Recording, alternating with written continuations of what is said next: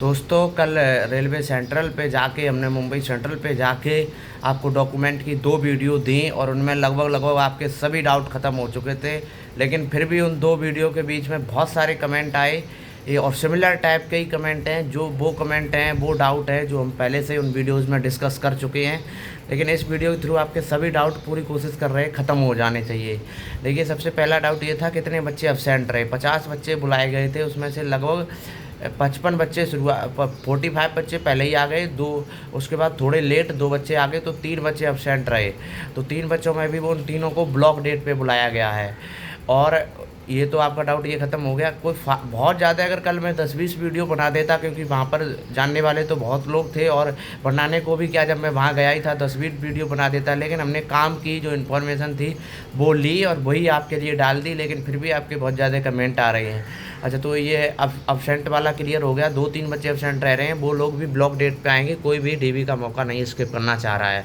उसके बाद एक डाउट और था कि मेडिकल के लिए कहाँ कहाँ भेज रहे हैं। 50 बच्चे थे, तो 9 बच्चों का ग्रुप, 9 बच्चों का, और तो कुछ ही में 1-2 में 10 भी कर दिए हैं, तो 4-5 जगह भेजे गए हैं।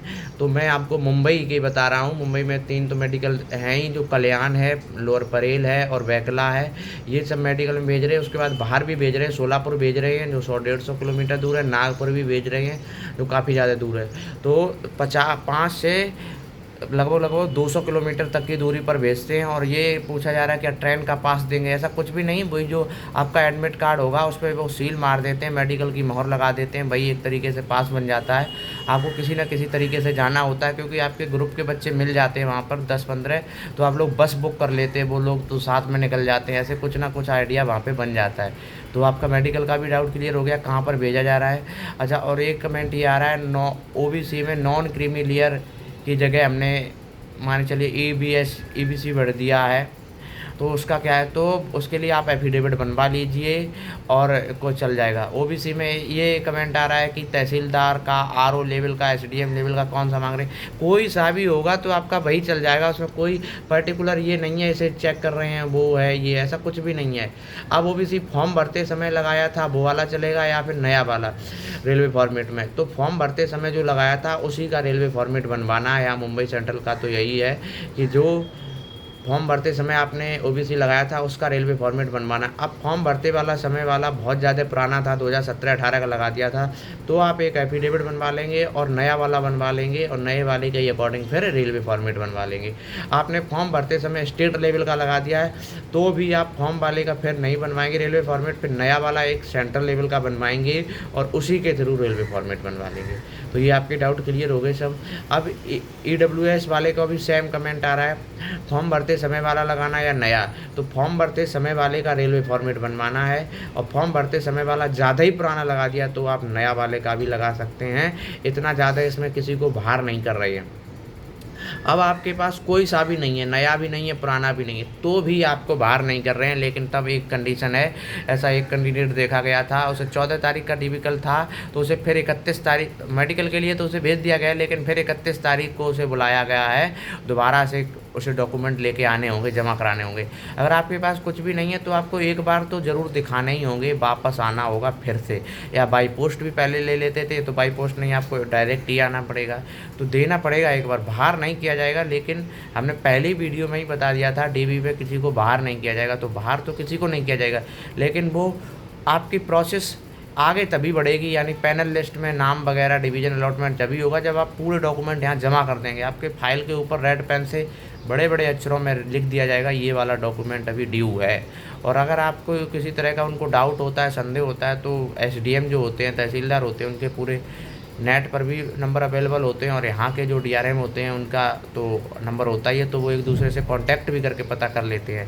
तो इसलिए कास्ट सर्टिफिकेट को लेकर बहुत ज़्यादा इशू नहीं होना चाहिए। अगर आप सही हैं, जेन्युइन हैं, एक्चुअल में EWS में आते हैं, तो आप अगर नहीं भी बना पाया है, नहीं भी अवेलेबल करा पा रहे हैं, तो टेंशन नहीं लेंगे। ऐसे ही OBC में आते हैं और नहीं अवेलेबल करा पा रहे हैं सेंट्रल का, या किसी कारणवश कुछ भी है, तो भी कोई दिक्कत नहीं है। ये वाला डाउट क्लियर हो गया।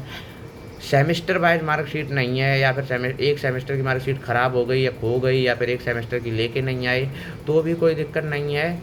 लेकिन हाँ, अगर है तो बहुत बढ़िया है। थोड़ा तो डिले होता है आपका, में थोड़ा प्रॉब्लम करना पड़ेगा आपको, सीनियर के पास ले जाएंगे, सीनियर जो DRM होंगे उनके पास ले जाएंगे, तो इसलिए प्रॉब्लम हो सकती है। लेकिन अगर नहीं है तो फिर क्या ही कर सकते हैं। अगर है तो कोई टेंशन नहीं है, अगर नहीं है तो भी आपके पास जो फाइनल की होगी वो मार्कशीट आपको देनी पड़ेगी।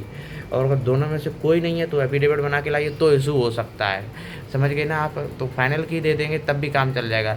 जो उन्होंने OIRMS जो पोर्टल है ना, उस पर भी आपको सेमेस्टर वाइज, जैसे कि बीटेक के 8 सेमेस्टर हैं या फिर ITI के 4 हैं, तो उन चारों के सेमेस्टर की फ़ोटोकॉपी करें, उनके PDF बनाएंगे और चारों सेमेस्टर की एक साथ मर्ज करके अपलोड कर देंगे। ऐसे अपलोड करने को बोल रहे हैं और ऐसे ही जमा करने को भी यहाँ बोल रहे हैं।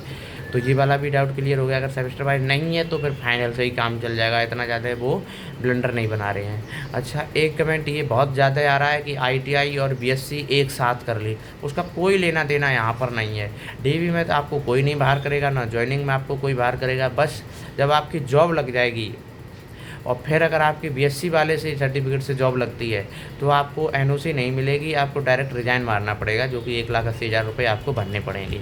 तो इतना इशू है उसका, और कोई इशू नहीं है। आपको यहाँ DB में भी कोई इशू नहीं होगा, ना ज्वाइनिंग में कोई इशू होगा, इससे कोई लेना देना नहीं है, आपको कुछ भी नहीं बताना है वहाँ पर। और आपका और भी कुछ डाउट थे जो हम लेने की पूरी कोशिश कर रहे हैं, एक एक डाउट ख़त्म करने की कोशिश कर रहे हैं। ये था कि आज मेडिकल की वीडियो बनाना, तो आज मेडिकल सेंटर पे जाऊंगा और मेडिकल सेंटर की आपको वीडियो दूंगा लास्ट शाम को 4-5 बजे तक। 4 बजे छुट्टी होने के बाद मैं वहीं जा दूँगा सीधा मेडिकल सेंटर, उसके बाद आपको वीडियो प्रोवाइड करूँगा मेडिकल का भी।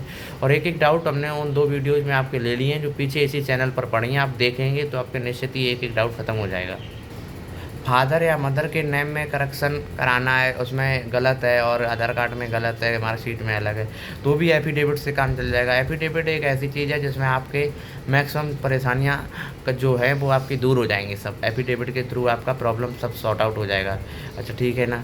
अब कुछ लोग कह रहे हैं मुझे रूम दिला दिया जाए, जहाँ पे आ रहे वहाँ रूम मिल जाएगा। रूम नहीं मिलेगा, बड़े शहरों में रूम नहीं मिलेगा, आपको डॉर्मेट्री में रहना पड़ेगा 1-2 दिन।